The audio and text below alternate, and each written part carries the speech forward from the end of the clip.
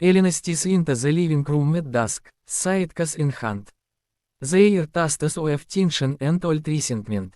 Her brother Igor and his new wife Maya hover over a half-built sofa, every screw a silent accusation. Their mother, Irina, watches with a tight smile, her loyalty pinned somewhere between them. Elena's eyes flick to the dusty, unpinned letters on the side table. They contain the fragments of her scandalous past sh a habit had stayed buried and the fortune sh inherited but cold and calm. Igor's voice rises, you don't jet to walk in here and pretend everything is fine. Maya slow, brittle. Irina doesn't say a word, for a moment, even the clock seems afraid to tick. Elena opens her mouth, 10 pauses. Sh carries a single photograph, one of them as children, carefree and free of guilt. I'm not here for the fortune, sh says finally. I'm here for the truth. The room tightens, breath held. As Elena places the picture on the table, the powder cake of years ignites with a single spark, the unpinned letters fluttering open, scattering across the floor like white flags. The next morning dawn is cold and unforgiving. Elena sits at the kitchen table with a steaming mug, staring at the same picture. Across from her, Irina drills a hole into the wall to hang a clock. Dust motes dance in the tin light. Igor and Maya appear through the door, teared eyes, the unassembled sofa behind them. Maya drops a box of screws. Igor's jaw clenches. Irina clears her throat, your sister come back for a reason, sh says, voice shaking. Elena nods, then gently begins to read one of the letters aloud. It reveals a truth no one dared speak, that long ago, the family's fortune was gambled away, that Elena left to save what was left, and that Igor and Maya had taken up the pieces, building a facade of stability. Maya's grip tightens around the screws, Igor's knuckles go white. Silence follows. Then Elena reaches out and places her hand on Maya's. We rebuild, sh whispers. Together, or we fall apart. Irina drops her drilling tool, Igor exhales like he's been underwater for years. The three of them look around at the half-built sofa, the scattered letters, the haunted house of their past, and for the first time, they begin to see each other wholly. A slow dawn, not of sunshine but of possibility, rises in that shared space. Weeks pass, and the house begins to breathe again. Elena, Igor, and Maya move like a courteous dance, repairing walls, sorting letters, and rebuilding not just furniture but trust.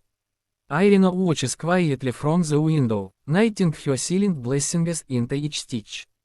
One evening, as rain taps against the roof, Elena discovers a hidden drawer in the old sideboard. Inside is a faded journal, her father's, full of secrets, regrets, and unexpected wisdom. Reading aloud by candlelight, they uncover truths that reshape their understanding. Betrayals were never personal, only human mistakes. Later begins to echo where only tension honestly lived, arguments are brief and apologetic. Igor helps Elena with the sofa, Maya hums an unfamiliar tune, and Irina joins them at the table. The letters no longer feel like treaties, they are bridges, connecting past and present. For the first time, the family sits together without suspicion, realizing that survival isn't just about inheritance or truth, it is about choosing each other every day. The storm outside fades, but inside, the warmth of reconciliation shines brighter than any sun. Spring arrives, soft and hesitant, coaxing flowers from the garden that had long been neglected. Elena stands outside, hands in the soil, planting seeds alongside Igor and Maya. Each seed feels like a promise, each sprout a symbol of their fragile but growing unity. Irina brings out tea, setting it carefully on the porch railing, her eyes crinkling with quiet pride. One evening, the journal reveals a final secret, a letter from their father to all three of them, written long before his passing. It speaks of forgiveness, resilience, and the hope that they would find each other again, no matter how far life pulled them apart. Tears are shed, not in sorrow, but in release. They share memories, and realize that the house, once a place of tension, has transformed into a sanctuary of connection. As twilight drapes the sky in shades of amber and violet, Elena, Igor, Maya, and Irina sit together on the newly repaired porch sewing, listening to the gentle hum of the world. They know life will still test them, but for the first time, they face it as one. And in that moment, surrounded by letters, soil, and love, they understand, some traces heal, and some returns of a richer than any fortune. Summer ripeness, golden and unrelenting.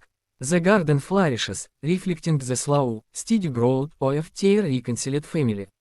Elena painted the walls of the living room, each brushstroke a quiet declaration of renewal, while Igor arranges the furniture with precision and care, and Maya tends the flowers that now climb along the porch.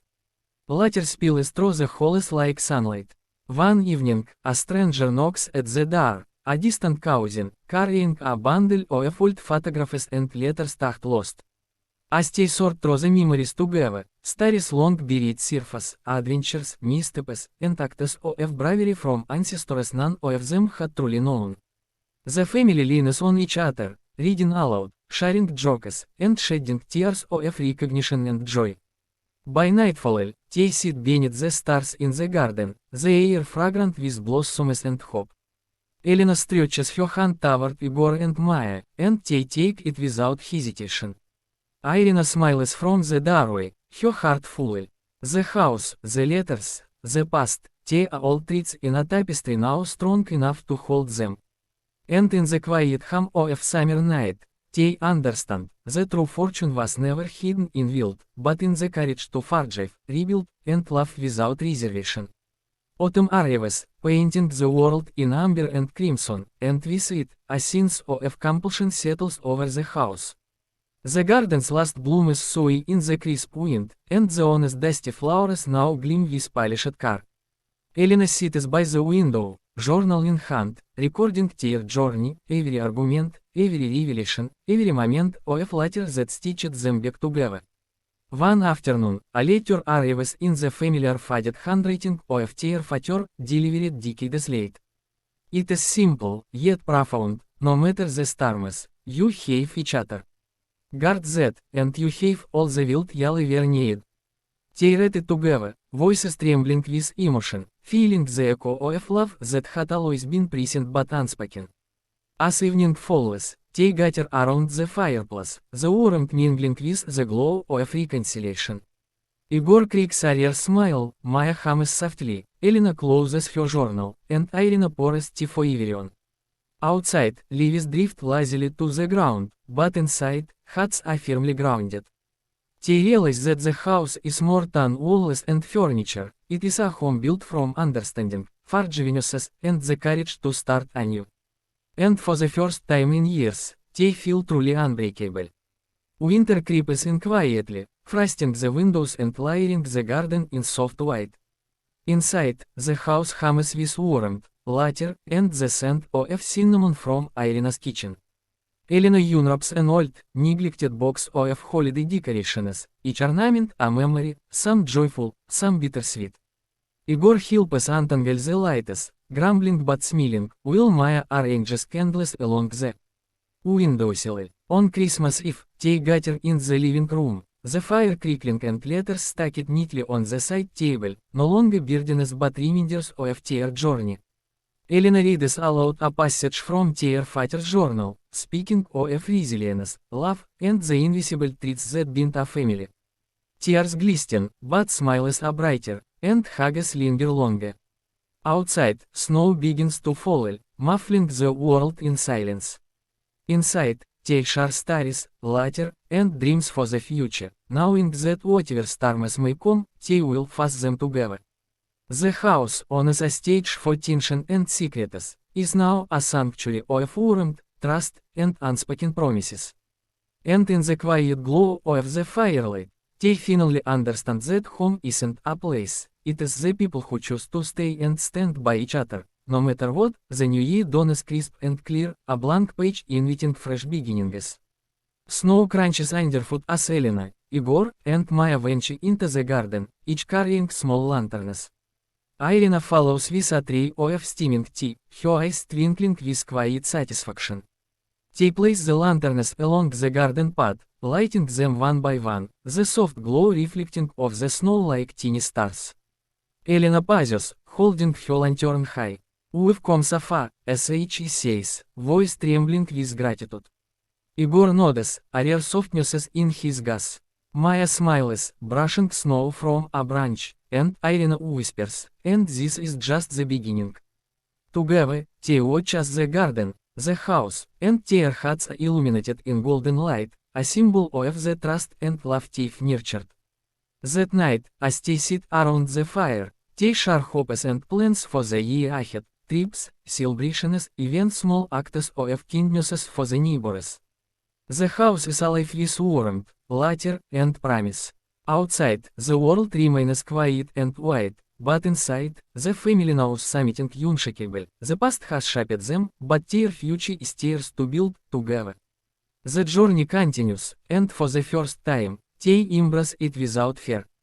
Spring returns once more, soft and fragrant, and with it, a sense of renewal fills the house. The garden bursts with color, tulips, daffodils, and climbing roses, mirroring the family's own blossoming bonds. Elena tends to a young sapling, digging carefully in the fertile soil, while Igor clears the last remnants of winter debris, and Maya hums a tune that seems to echo through the house. Irina joins them with a basket of fresh bread, her eyes reflecting pride and contentment.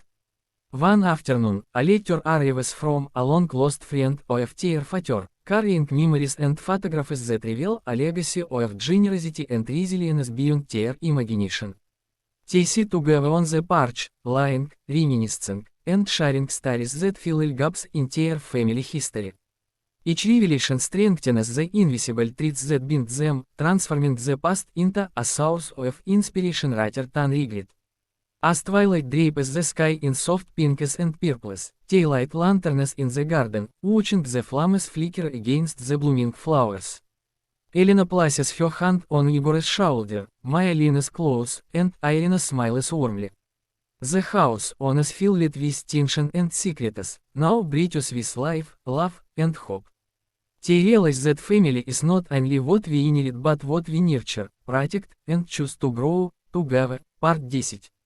Summer stretches lazily over the house, golden light spilling through the windows, and the garden now brims with life, sunflowers towering, herbs fragrant, and fruit ripening in quiet abundance. Elena sets up a small table outside, arranging tea and pastries, while Igor assembles a hammock between two sturdy trees, and Maya flutters around, hanging wind chimes. The tinkle softly in the breeze. Irina watches from the porch, her knitting resting in her lap, a serene smile on her face. That evening, the family gathers for a picnic in the garden, sharing stories, laughter, and dreams. Among the letters, photographs, and journals, they find a recipe their father had cherished, cooking it together as a ritual of remembrance and connection.